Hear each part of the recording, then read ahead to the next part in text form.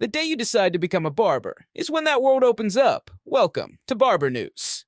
I remember the day I decided I want to become a barber. My dad was a builder, so he was disappointed to hear this, but I still had to go with my gut. Did your family accept you being a barber at first? Some people seem to think it's not a real job, and I get that. They see face tattoos, backwards hats, and think this can't be a real job.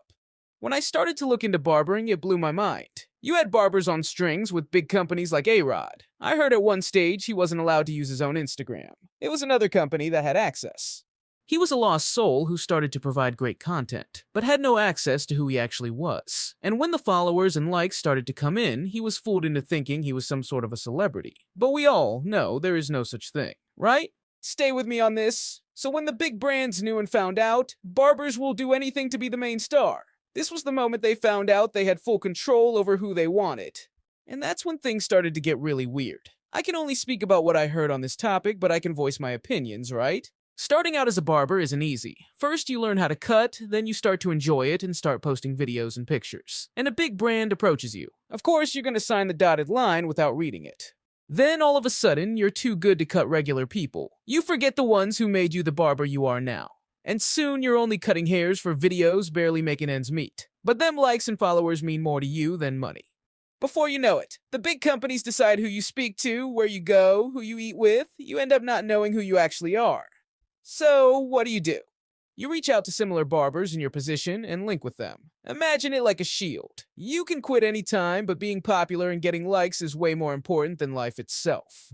And then after years and years of dedication, you fall off and you're shown the exit, and you crawl back to the smaller companies you ignored for years. Because it's the only option you have.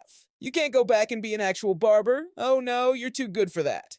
You keep your head down, shut your mouth, and pray the smaller company doesn't know how badly you have fallen off. Or else you're actually doomed. So you just try your best to stay relevant, and you do whatever it takes.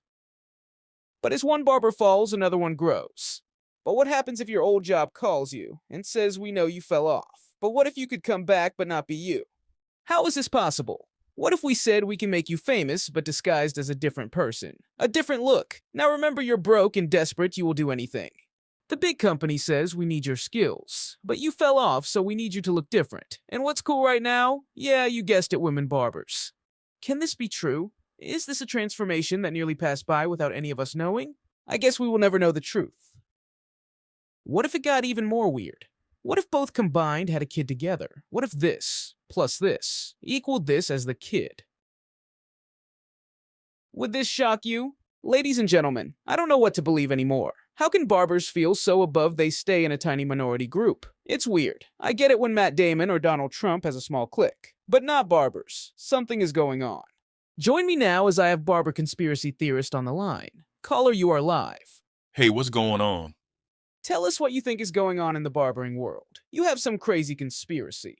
It all started with whispers in the back rooms of barbershops, the ones where the razors were sharp but the conversations were sharper.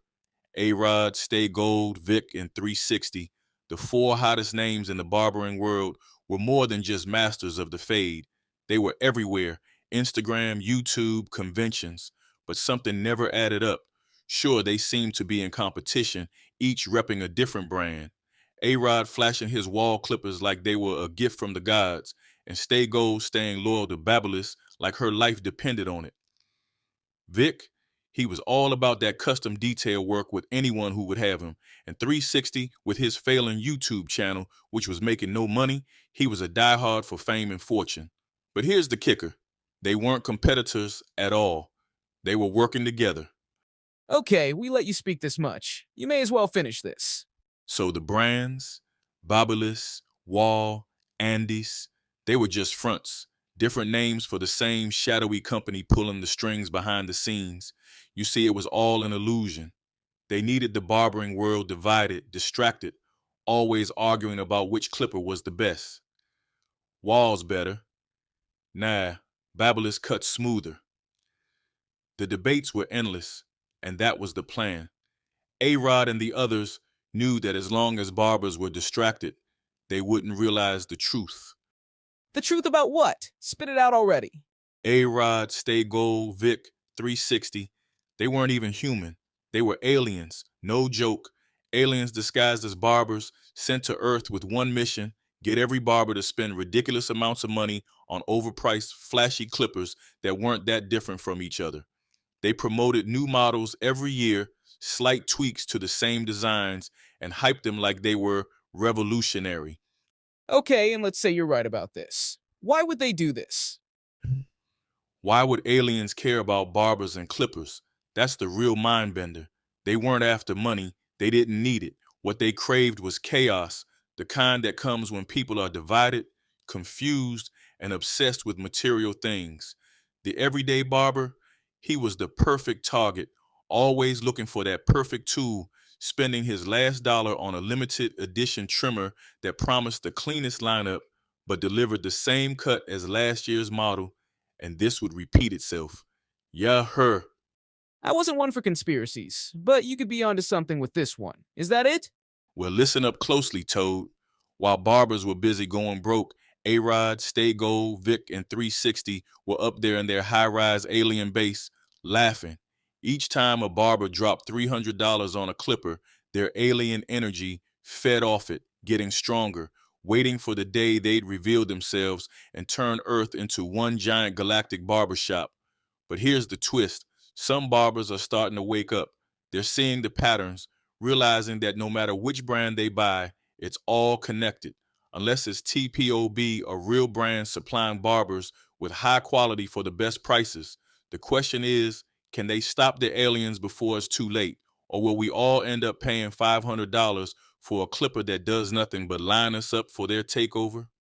Okay, well, it's safe to say you're absolutely insane. But what you're not insane about is TPOB. Take a look at this clip.